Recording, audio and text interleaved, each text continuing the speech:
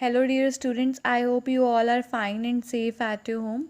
So today we start with our next topic of chapter number 10, that is mode.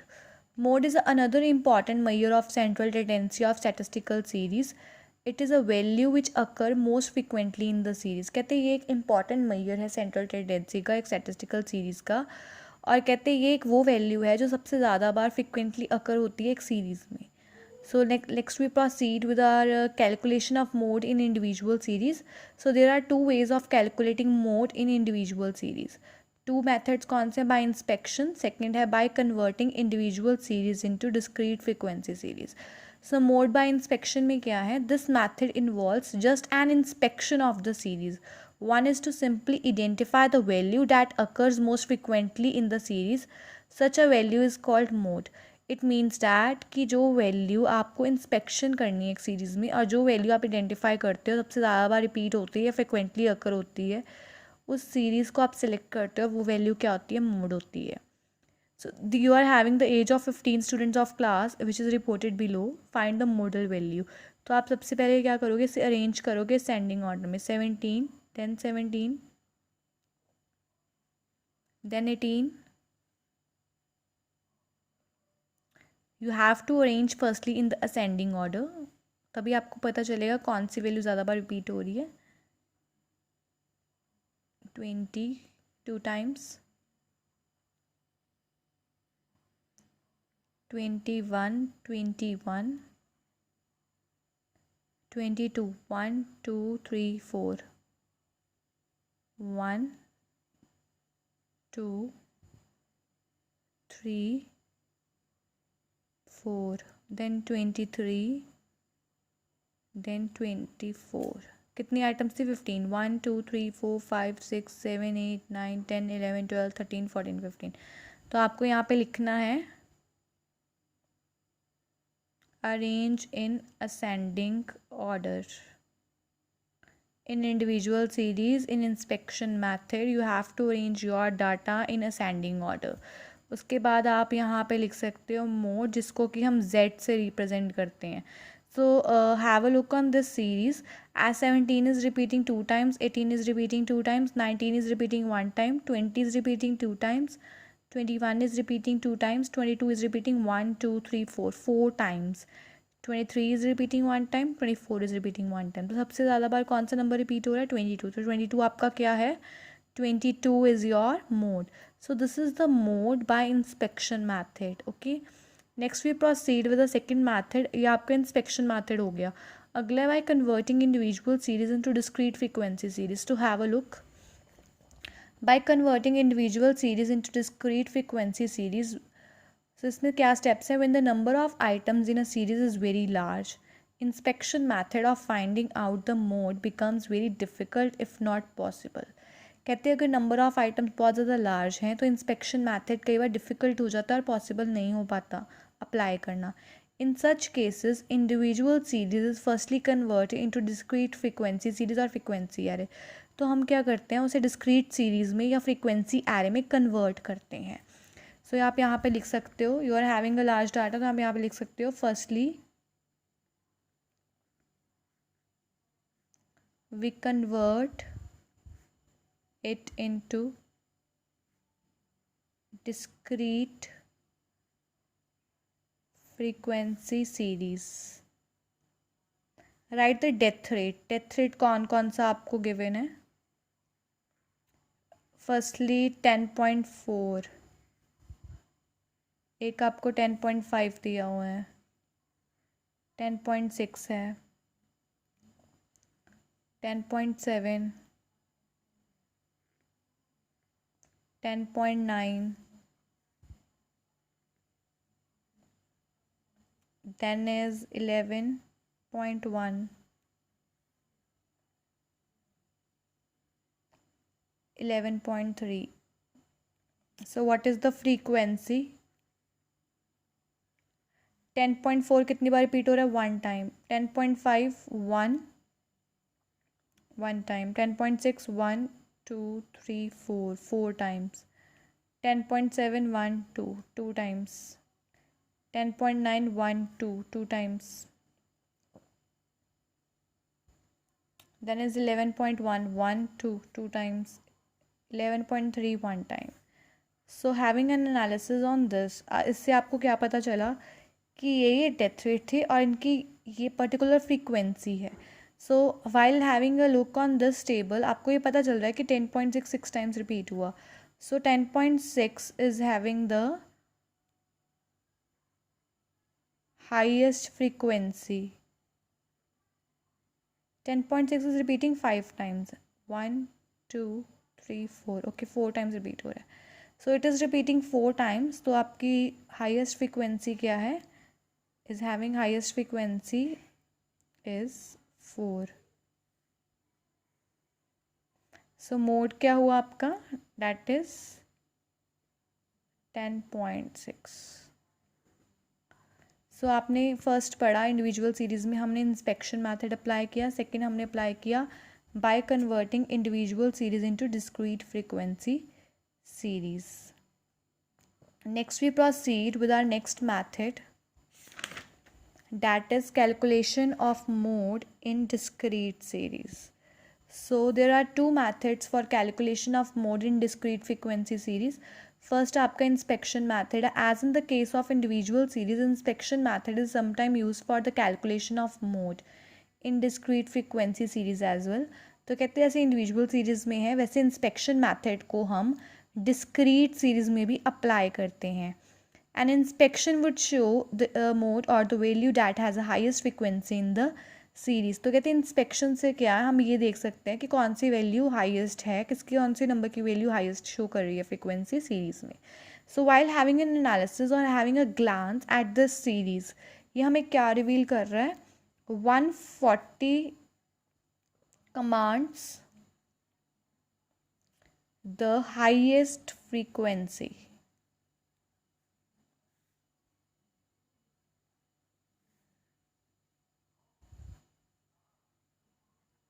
of 10 in the series. So mode is equals to mode, that is z is equals to 140. So आपने discrete series में जब आपको frequency दी है और आपके पास x है, this is x, this is f, आपने क्या करना है? You are having a look that you have to analysis the frequency, जिसकी हाईएस्ट फ्रीक्वेंसी है उसके कॉरस्पॉन्डिंग जो x की वैल्यू है वो आपका मोड होगा. ओके अब इसमें हाईएस्ट फ्रीक्वेंसी किसकी थी? 10 की. तो 10 के कॉरस्पॉन्डिंग वैल्यू x की कितनी है? 140. तो 140 आपका क्या है? मोड है. ओके नेक्स्ट इसका in this discrete frequency series there are two methods. First है आपका इंस्पेक्शन मैथड, सेकंड है grouping method. So have a look on the grouping method. In case of discrete frequency distribution, inspection method is possible when there is regularity and homogeneity in the series. तो कहते हैं grouping method वहाँ मतलब discrete frequency series में inspection method वहाँ लगता है जहाँ पर होमोजेनिटी हो, सिमिलैरिटी हो या रेगुलरिटी हो. मोर देन वन वैल्यू में command the highest frequency in the series. अगर कहते हैं एक से ज़्यादा वैल्यूज़ हैं उनकी हाईएस्ट फ्रीक्वेंसी है सीरीज़ में, उन केसेस में हम ग्रुपिंग मैथड को अप्लाई करते हैं. Okay in that case we apply the grouping method. और ग्रुपिंग मैथड में आपको दो टेबल्स बनाने होते हैं, एक होता है ग्रुपिंग टेबल, एक होता है analysis table. Okay, in discrete series there are two methods. First है inspection method which you have done earlier. Second है grouping method. Grouping method में दो टेबल बनते हैं, एक है grouping table, एक है analysis table. So let us proceed with our grouping table. अब मैं आपका grouping table बनाने जा रही हूँ. Have a look on grouping table. यहाँ पे अपनी सीरीज़ लिखोगे 2 3 4 5. यहाँ लिख लो आप grouping table. You can write over here grouping table. Okay अब आप यहाँ पे अपनी सीरीज़ लिखोगे 2 3 4 5 6 7 8 9 10 11 12 13 और उनकी फ्रीक्वेंसी लिखोगे 3 8 10 12 16 14 10 8 17 5 4 1. This is frequency, this is x. Okay आपको पहले सबसे पहले ये पता होना चाहिए ये आपका क्या है. This is your f1. This is your f1. Mark a line. f2 F3, F4, F5, F6. Okay, mark these lines as it is. Okay, अब उसके बाद आपने लर्न करना है 1+2.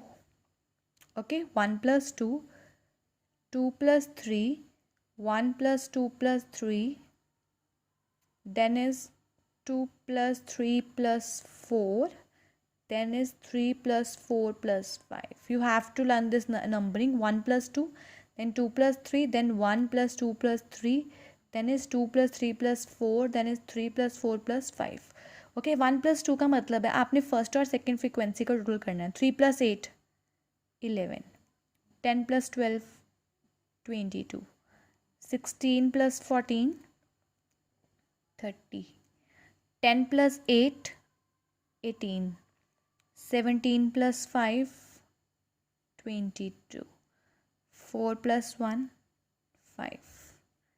Okay, then you have to apply 2+3 means second or third. 8+10 18. Okay, ऐसे करते जाओ. Then is your, यहाँ करना था. Then is your 12+16, that is 28.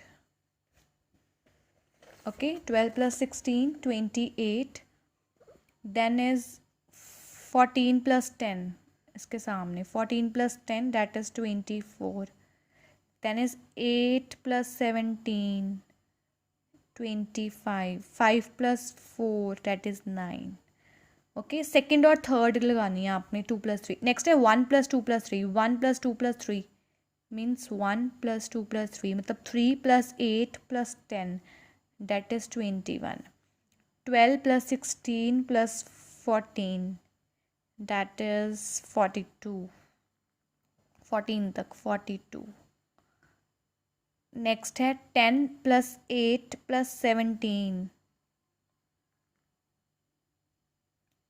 35. 5+4+1 10. Next है F5. F5 means 2+3+4. 2+3+4 8+10+12 30. 16+14+10 40. 8+17+5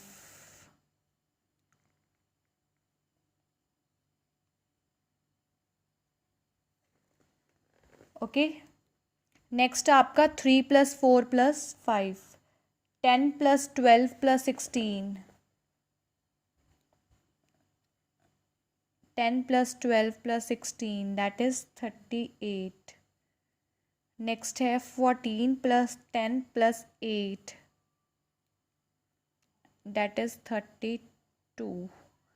17+5+4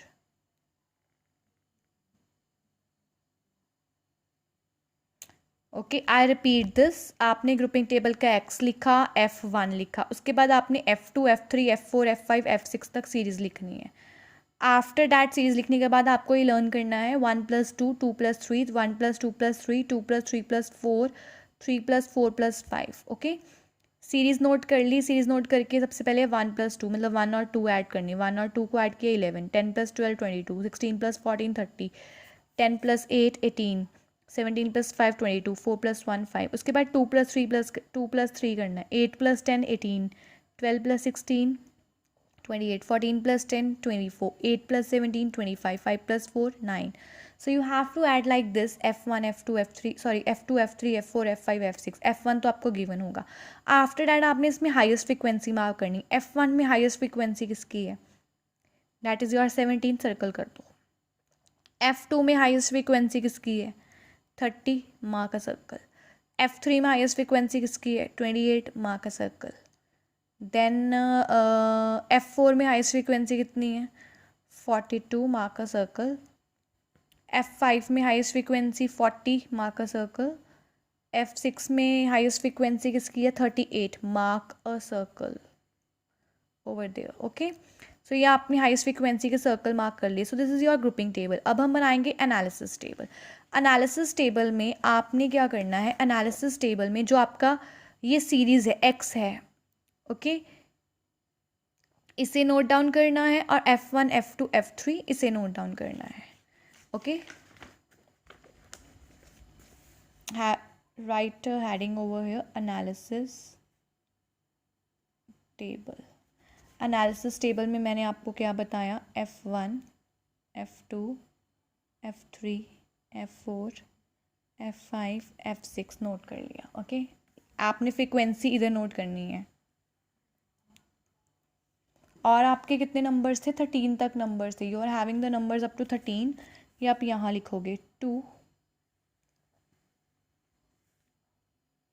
3 4 5 6 7 8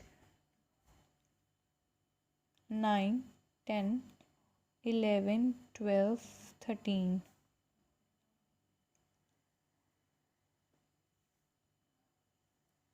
Mark the lines।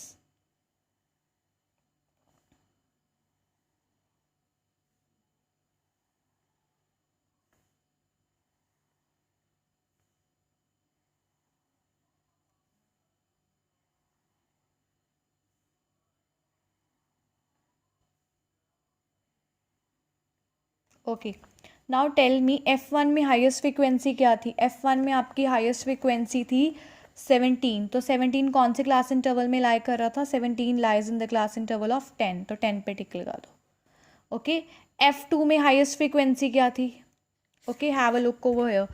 F2 में हाईएस्ट फ्रीक्वेंसी थी 30, किस में आ रहा है 6 और 7 में। So mark a line in 6 and 7, mark a line in 6 and mark a tick in 6 and 7, tick। okay, you have to mark a tick। Next है F3। F3 में कौन सी फ्रिक्वेंसी है 28, 28 कौन सा है 5 and 6, तो यहाँ पे टिक लगाओ 5 and 6। ओके, नेक्स्ट है आपका 42, 42 है 12 16 14 5 6 7, तो आप किस में टिक लगाओगे 5 6 7। Same as in F5, F5 में आपकी है 40, F5 40 है, वो आपकी है 6 7 8। एंड इन F6 आपकी वैल्यू है 38, 38 किस में है 4 5 और 6 में, 4 5 एंड 6। उसके बाद यहाँ पे टोटल कर दो, इसकी कितनी फ्रिक्वेंसी है 1 3, इसकी है 5, then is 3, then is 1, then is 1, बाकी सब में डैश डाल सकते हो आप। सो आफ्टर एनालिसिंग दिस आपको पता चल रहा है हाईएस्ट फ्रीक्वेंसी क्या है 5। सो 5 के रिजेम्बलेंस में क्या नंबर है 6, सो mode is 6 as it shows the highest frequency, that is 5। okay, so in discrete series you have to make firstly the grouping table, then you have to make the analysis table, and you have to mark the tick like this कि किस में frequency ज़्यादा है, इससे आपको analysis हो जाएगा।